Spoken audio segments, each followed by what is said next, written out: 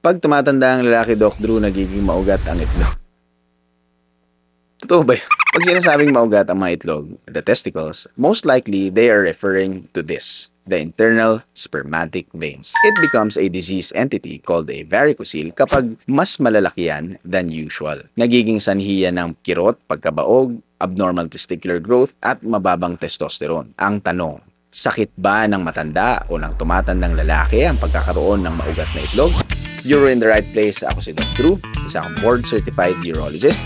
Pag-usapan natin. Diretsyong sagot, hindi. Hindi naman siya sakit ng matatandang lalaki lang. Sakit siya ng lalaki, oo. Pero hindi siya sakit ng matatandang lalaki lang. In fact, kilala siyang sakit ng mga bata at ng mga adolescents, usually presenting from 12 to 17 years old.